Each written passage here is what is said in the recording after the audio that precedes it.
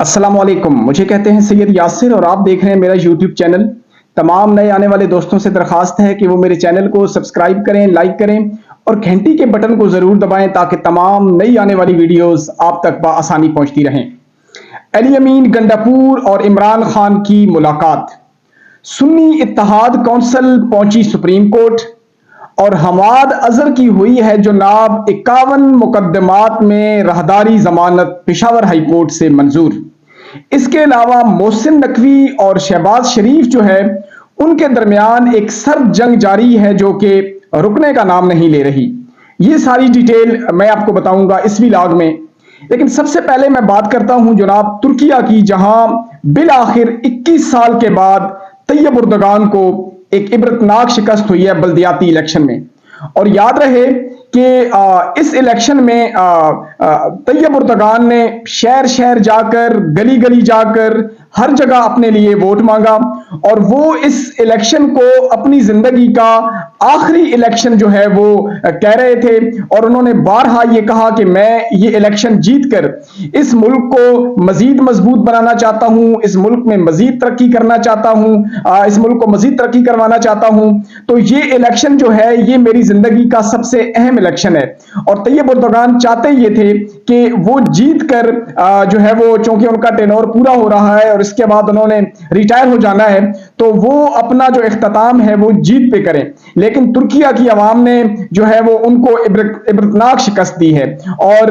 बताया जा रहा है कि 77% टर्न आउट रहा। और जो नौजवान थे वहां के, तुर्किया के नौजवान लोगों ने जनाब वो तैयब उर्दगान को शिकस्त दी। तैयब उर्दगान के खिलाफ नौजवान लोग खड़े हुए और नौजवान लोगों ने जो है वो इस इलेक्शन में एक नई रूह फूंकी है। हालांकि लग ये रहा था कि जिस तरह तैयब उर्दगान तुर्किया के एक मजबूत उम्मीदवार थे, इस्लामी दुनिया के एक मजबूत लीडर तस्वर किए जाते थे, और जिस तरह तैयब उर्दगान ने तुर्किया को बदला, वहां पर उन्होंने सेहत का निजाम, तालीम का निजाम और दुनिया के सामने जिस तरह एक तुर्किया का इमेज कायम किया, उससे लगता यह था कि शायद तैयब उर्दगान जो है वो ये इलेक्शन नहीं हारेंगे और बासानी ये इलेक्शन जीत जाएंगे। लेकिन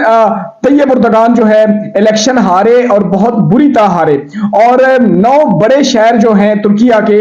उसमें भी तैयब उर्दगान हार गए, जिसमें अंकारा है, इस्तांबुल है। और अंकारा जो है वो तैयब उर्दगान का गढ़ था। और अंकारा में तैयब उर्दगान का हारना ऐसे ही है कि जैसे मुस्लिम लीग नून लाहौर में हार जाए। और इस्तांबुल जो है वो तैयब उर्दगान के लिए लाड़काना था। मतलब आप यूं समझें कि जिस तरह इलेक्शन हो और पीपल पार्टी लाड़काना में हार जाए, तो इस तरह तैयब उर्दगान का इस्तांबुल में हारना यानी पीपल पार्टी का लाड़काना में हारना था। बहरहाल तुर्किया के लोगों ने जनाब तैयब उर्दगान के खिलाफ वोट दिया और 21 साल के बाद तैयब उर्दगान की ये एक बहुत बड़ी अपसेट शिकस्त है। अगर इससे पहले वहां के बल्दियाती इंतखाबात का जो है वो जो सर्वे आ रहे थे, जो आलमी मीडिया उसको कवर कर रहा था, तो उसके मुताबिक तैयब उर्दगान को एक वाजिया बर्तरी हासिल थी। और मुख्तलिफ सर्वेज में जो तैयब उर्दगान का पलड़ा था वो भारी था। लेकिन जब इलेक्शन शुरू हुआ, वोटिंग शुरू हुई, तो बहुत जबरदस्त कैंपेन की मुखालिफिन ने और यूं तैयब उर्दगान को हर मसले में उन्होंने, और कुछ शहरों में अगरचे तैयब उर्दगान जीते, लेकिन जो बड़े शहर थे जिन पर तैयब उर्दगान का फोकस था, उनमें तैयब उर्दगान इलेक्शन हार गए। और यूं जो मेयर थे वो और पार्टी के मुंतखब हुए। और तुर्किया के निजाम में, तुर्किया के आईन में जो मेयर होता है उसको बहुत ज्यादा इख्तियारात होते हैं। तो यूं आने वाले इलेक्शन में ये जो है वो तैयब उर्दगान के लिए एक बहुत बड़ा जो है वो आप कह सकते हैं कि अपसेट है ये इलेक्शन। और अब देखना ये है कि जिस तरह अपसेट हुआ है, जिस तरह उनके मुखालिफिन ये इलेक्शन जीते हैं, तो आया आने वाले दिनों में तैयब उर्दगान जहां उनसे कमियां हुई, जहां उनसे मिस्टेक हुई, वो किस तरह जो है वो तुर्किया की आवाम का दिल लुभाते हैं और तुर्किया के नौजवानों को खासकर किस तरह अपनी तरफ अट्रैक्ट करते हैं। अगर हम तैयब उर्दगान की सियासत को देखें, उनके 21 साल टेनोर को देखें, तो बिलाशुबा तैयब उर्दगान ने तुर्किया को एक नई पहचान दी, तुर्किया का नाम पूरी दुनिया में रोशन किया। और मुस्लिम दुनिया में तैयब उर्दगान का जो है वो नाम एक अजीम लीडर के नाम पे हमेशा याद रखा जाएगा। मुस्लिम दुनिया के लिए, मुसलमानों के लिए तैयब उर्दगान की जो खिदमात हैं वो हमेशा याद रखी जाएंगी। और तैयब उर्दगान वो लीडर रहे हैं कि जिन्होंने हमेशा मुसलमानों का और اپنے ملک ترکیہ کا جو مقام ہے اس کو سر بلند رکھا. انہوں نے کبھی بھی مسلمانوں کے موقف پہ، مسلمانوں کے اصولوں پہ کوئی سودا بازی نہیں کی، اور وہ اس وقت تک مسلم دنیا کے سب سے طاقتور حکمرانوں میں ان کا شمار کیا جاتا ہے. اور بے شک ان کے جانے کے بعد بھی ترکیہ کی عوام ہو یا مسلم دنیا ہو، مسلم امہ ہو، وہ بے شک طیب اردگان کو سنہری حروف میں یاد رکھے گی. اس کے علاوہ ہم بات کرتے ہیں جناب حماد اظہر صاحب کی، کہ حماد اظہر صاحب کی جناب 51 مقدمات میں راداری ضمانت منظور ہو گئی ہے پشاور ہائی کورٹ سے. Chief justice Peshawar high court Muhammad Ibrahim نے ان کی راداری ضمانت منظور کی، اور اس کے بعد سوشل میڈیا پہ حماد اظہر نے بات چیت کی. انہوں نے جو کچھ ان کے ساتھ ہوا اس پہ بھی بات کی، جس طرح اس ملک کا آئین قانون توڑا گیا اس پر بھی انہوں نے بات کی. اور حماد اظہر صاحب نے یہ بھی کہا کہ اگلے چند روز میں وہ ایک پریس کانفرنس کریں گے، اور اس پریس کانفرنس میں وہ سارے حقائق بتائیں گے جو ان کے ساتھ ہوا، ان کی فیملی کے ساتھ ہوا، جس طرح ان کے والد صاحب کو اٹھایا گیا، جس طرح ان کے گھر والوں پہ جو ہے وہ ریڈ کیے گئے، گھر توڑے گئے، ان کے کاروبار بند کیے گئے. تو انہوں نے کہا کہ وہ ساری چیزیں میں بہت جلد ایک بڑی پریس کانفرنس کر کے میں میڈیا پہ لے کے آؤں گا. انہوں نے کہا کہ میں کل بھی عمران خان کے ساتھ کھڑا تھا، میں آج بھی عمران خان کے ساتھ کھڑا ہوں، اور میں آخری سانس تک عمران خان کے ساتھ کھڑا رہوں گا. یاد رہے کہ حماد اظہر نے کچھ دن قبل چونکہ وہ پنجاب کے صدر بھی ہیں، جنرل سیکرٹری بھی ہیں، تو انہوں نے دونوں عہدوں سے ریزائن کر دیا تھا. لیکن پھر عمران خان صاحب نے ان کو پیغام بھیجا کہ نہیں، آپ ریزائن نہ کریں، آپ کام جاری رکھیں. تو عمران خان کے کہنے پہ پھر جناب حماد اظہر صاحب نے اپنا کام جاری رکھا اور اپنا ریزائن واپس کر لیا. تو یوں تحریک انصاف کے لیے میرے خیال میں خوشخبریوں کا موسم شروع ہو چکا ہے. حماد اظہر کی ضمانت ہو چکی ہے، دوسری طرف جو ہے وہ فواد چودھری صاحب جو ہیں ان کی بھی ضمانت ہو گئی ہے، وہ بھی باخیر وفیت گھر پہنچ گئے ہیں. 6 مہینے کا عرصہ انہوں نے کاٹا، اور جس طرح ان پہ اذیت کی گئی، جس طرح ان پہ جھوٹے کیسز بنائے گئے، میرے خیال میں ان کو بھی کچھ ریلیف ملا، اور فواد چودھری صاحب بھی جو ہے وہ گھر پہنچ گئے ہیں. اور یاد رہے کہ یہ جو پشاور ہائی کورٹ کے جسٹس محمد ابراہیم صاحب ہیں، یہ وہی ہیں کہ جب زرتاج گل صاحب پشاور ہائی کورٹ میں بیٹھی ہوئی تھی، ضمانت لینے کے لیے آئی تھی، رات ہو گئی تھی، اور تقریباً پشاور ہائی کورٹ کا عملہ گھر جانے کے لیے تیار تھا، دروازے بند کر دیے گئے تھے، اور محمد ابراہیم صاحب جو چیف جسٹس ہیں یہ اسلام آباد تھے. جب ان کو یہ خبر ملی کہ زرتاج گل صاحب ابھی تک عدالت میں بیٹھی ہوئی ہیں اور وہ جو ہے وہ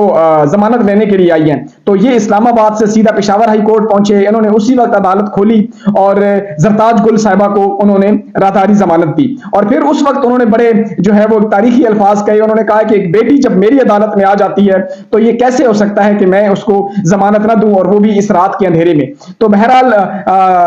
چیف جسٹس محمد ابراہیم صاحب جو ہے پشاور ہائی کورٹ کے، انہوں نے جناب زرتاج گل صاحب کو بھی راداری ضمانت دی، پھر اب حماد اظہر صاحب کو بھی دی. لیکن اس کے بعد ایمن ولی صاحب نے ان پر تنقید کی تھی، اور انہوں نے کہا تھا کہ آپ اب تو کرسی پہ بیٹھے ہیں، لیکن جب آپ کرسی سے اتریں گے تو پھر آپ سے دیکھا جائے گا، رہنا تو آپ نے کے پی کے میں ہی ہے. تو اس وقت پھر محمد ابراہیم صاحب نے ان پہ جناب کنٹمپٹ آف کورٹ لگایا، ان کو عدالت میں پیش کیا، اور انہوں نے مشروط معافی مانگی، اور یوں وہ مسئلہ ختم ہوا. بہرحال جناب چیف جسٹس ابراہیم صاحب جو پشاور ہائی کورٹ کے ہیں، نو ڈاؤٹ کہ وہ رحم دل انسان ہیں، اور جب کوئی ان کی عدالت تک پہنچ جاتا ہے تو میرے خیال میں وہ اس کے ساتھ انصاف ضرور کرتے ہیں. اس کے علاوہ جناب علی امین گنڈاپور اور عمران خان صاحب کی ملاقات ہوئی، اور علی امین گنڈاپور صاحب نے جا کے جو یہ کیس تھا عمران خان صاحب کا، بشرا بی بی کا، جس میں ان کو کل ضمانت ملی ہے، تو اس میں جا کے انہوں نے مبارکباد دی توشہ خانہ کیس میں عمران خان صاحب کو. اس کے علاوہ انہوں نے عمران خان صاحب سے جو ہے وہ جو سینٹ کا الیکشن ہے اس پہ بات کی، جو ضمنی الیکشن آ رہے ہیں اس پہ گفتگو ہوئی، جو احتجاجی تحریک ہے اس پہ گفتگو ہوئی. اور اس وقت جو کے پی کے حالات ہیں، جو وفاق کے ذمہ صوبے کے ادائیگی ہے، جو ابھی تک وفاقی حکومت نہیں کر رہی، اس کے حوالے سے بھی علی امین گنڈاپور صاحب کی بات بڑی تفصیل کے ساتھ عمران خان صاحب کے ساتھ ہوئی ہے. عمران خان صاحب نے ان کو یہی کہا کہ آپ کو عوام نے مینڈیٹ دیا ہے، آپ نے عوام کے جو حقوق ہیں ان کا خیال رکھنا ہے، اور آپ نے اپنے موقف سے پیچھے نہیں ہٹنا. اگر وفاق آپ کے ساتھ ناانصافی کر رہا ہے تو آپ نے میڈیا میں بھی جانا ہے، اور عدالتوں میں جا کے جو ہے وہ وفاقی حکومت سے اپنے حق لینے کے لیے، عوام کا حق لینے کے لیے آپ نے ہر حد تک جانا ہے۔ اور عمران خان صاحب نے یہ بھی کہا کہ عید کے بعد جو اس وفاقی حکومت کے خلاف آپ تحریک شروع کر رہے ہیں، آپ نے کے پی کے میں اس تحریک کو لیڈ کرنا ہے، آپ نے اس حکومت کے خلاف تحریک کو لیڈ کرنا ہے، لوگوں کو نکالنا ہے، اور جو بھی لوگ ہیں ان کو آپ نے ہر طریقے سے سیف رکھنا ہے۔ ایسا نہ ہو کہ وفاقی حکومت ان لوگوں پہ یلغار کرے، ان کو گرفتار کرے۔ تو یہ آپ کی ذمہ داری ہے کہ آپ نے ہمارے جو ایم این اے ہیں، ایم پی ایز ہیں، یا جو ہماری یوتھ ہے جو احتجاج کے لیے نکلتی ہے، تو ان کے حقوق کا آپ نے خیال رکھنا ہے، چونکہ کسی بھی جمہوریت میں جو احتجاج ہوتا ہے وہ وہاں کے لوگوں کا حق ہوتا ہے۔ تو اس چیز پہ آپ نے کوئی کمپرومائز نہیں کرنا، بلکہ آپ نے جو ہے وہ لوگوں کو باہر نکالنے کے لیے ہر لحاظ سے ان کی مدد کرنی ہے۔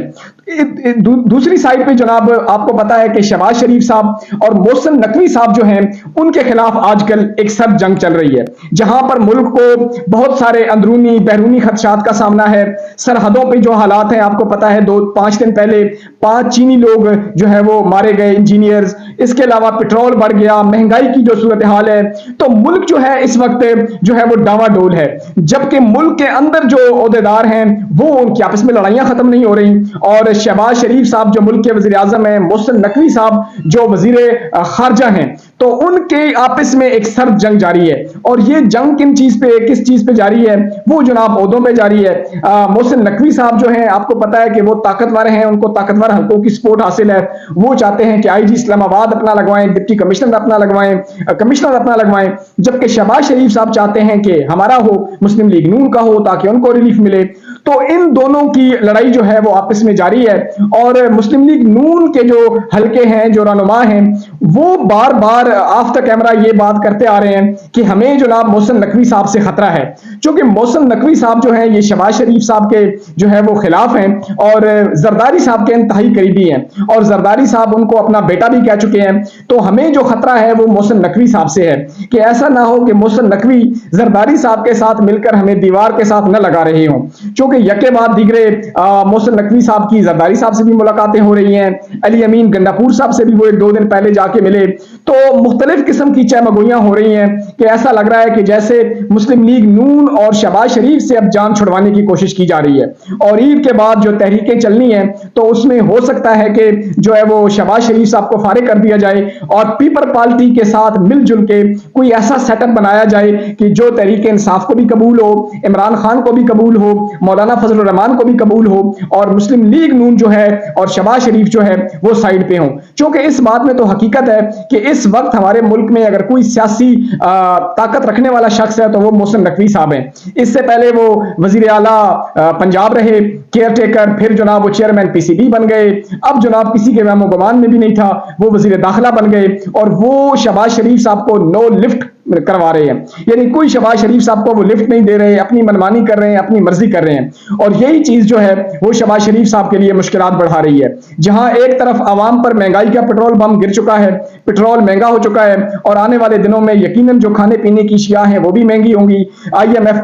کے ساتھ جو معاہدہ ہوا ہے اس کے اثرات کی قیمت عوام کو چکانی پڑے گی مہنگائی کی صورت میں۔ جہاں 2 وقت کی روٹی سے پہلے ہی عوام محروم ہے، وہاں آنے والے دنوں میں مہنگائی کا بت جو ہے وہ جن اور بے قابو ہوگا۔ تو یہ ساری چیزیں عوام کو فیس کرنی ہے، لیکن مسئلہ یہ ہے کہ اب حکومت کے اندر جو ہے وہ لڑائیاں شروع ہو چکی ہیں، اور حکومت جو ہے وہ آپس میں جو بڑے بڑے ہیں وہ لڑ رہے ہیں، اور ان کی لڑائیاں جو ہیں میرے خیال میں ملک و قوم کے لیے بھی نقصان دہ ہیں، اور آنے والے دنوں میں عوام جو ہے ان پہ بھی جو ہے وہ برا اثر ڈالیں گی، کیونکہ جب تک کسی حکمران پہ، حکومت پہ عوام کا اعتماد نہیں ہوتا اس وقت تک کسی بھی ملک میں جو ہے وہ معاشی استحکام نہیں آ سکتا۔ بہرحال دیکھتے ہیں کہ آنے والے دنوں میں کیا ہوتا ہے، یہ بازی محسن نقوی صاحب جیتتے ہیں یا شہباز شریف صاحب جیتتے ہیں، یہ تو آنے والے دنوں میں ہی پتہ چلے گا۔ ملتے ہیں ایک نئی ویڈیو کے ساتھ، اپنا اور اپنے ارد گرد کے لوگوں کا بہت سارا خیال رکھیے گا۔ مجھے دیجیے اجازت، اللہ حافظ، پاکستان زندہ باد۔